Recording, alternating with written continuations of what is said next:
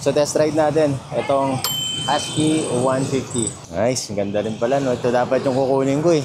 Punta na tayong Baguio. Test ride lang to, hindi ito review. So, quick review lang, kumbaga.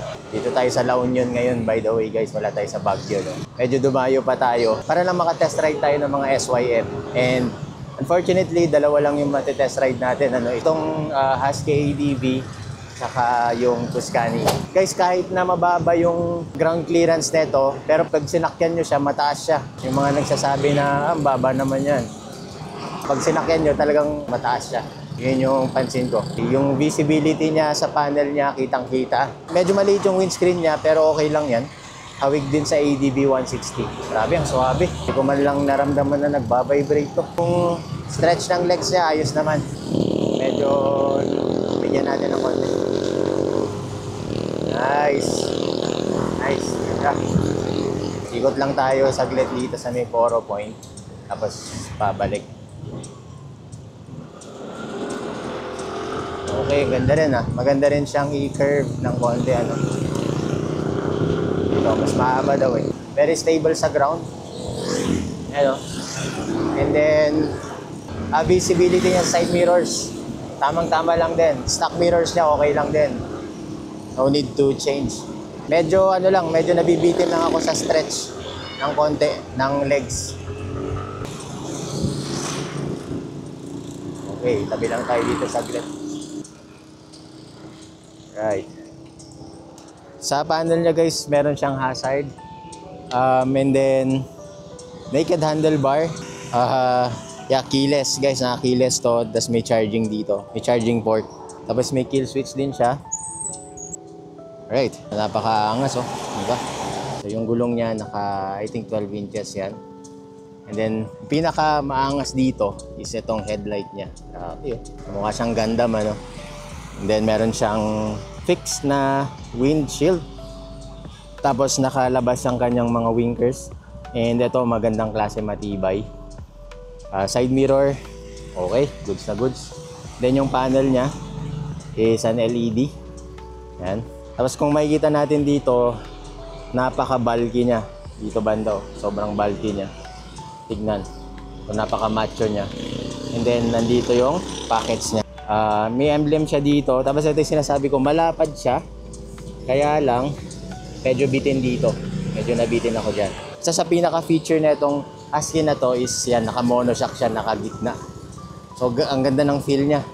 Parang hindi mo halos maramdaman na na yung tag-tag sa likod. Good sa goods yan. Naka-dual disc brake, naka-harap likod, and then naka-ABS na rin siya. At ang maganda dito, naka-TCS din siya. Tapos sobrang forma ng taillight niya. LED. Ganda niyan. Saka etong winkers niya. Sobrang ganda. Tapos ready na rin yata siya for mga dashcam or mga rear cam. Pwede rin lagyan dyan. Napaka-pogi na itong Husky ADV 150 ng SYM. Presyo na ito, nasa 152 yata kung di ako nagkakamali. Malaki din pala ang seat na ito. Ito yung gas tank niya. Malaki to. Nasa 15 liters yata ang kaya na itong ikarga.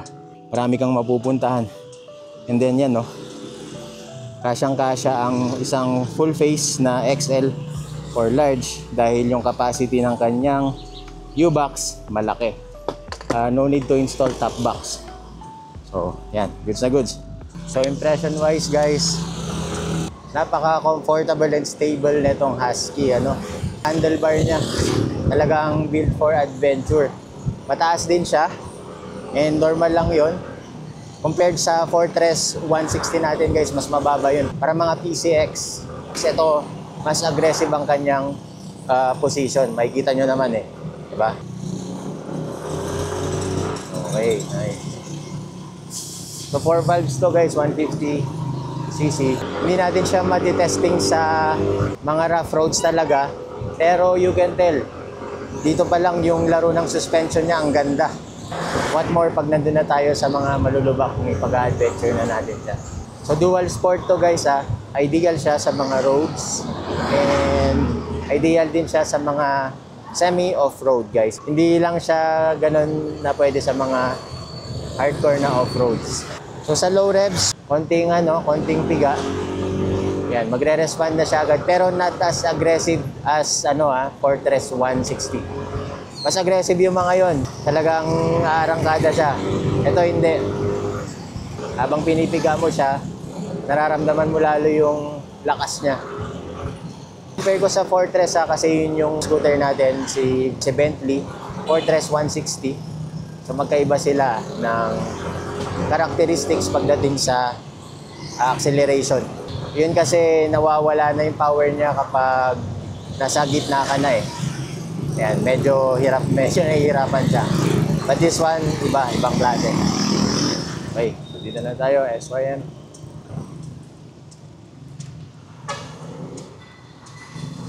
Grabe, ang ganda ng takbo nito. Ha? Ang ganda ng takbo niya. Ano ang mas comfortable sa'yo, Magkaiba sila eh. Mas aggressive to. Oo. Kasi di ba handlebar niya tapos mas mataas. Di ba yung ground clearance mababa, pero ito, parang pang-adventure talaga.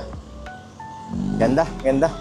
So ito ang Husky 150. Yan, sobrang ganda.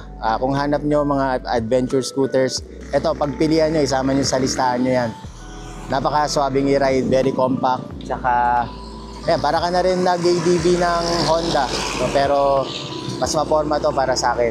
Yung forma niya kakaiba. Maporma din yung ADV 160, pero ito, iba rin ang tindig niya.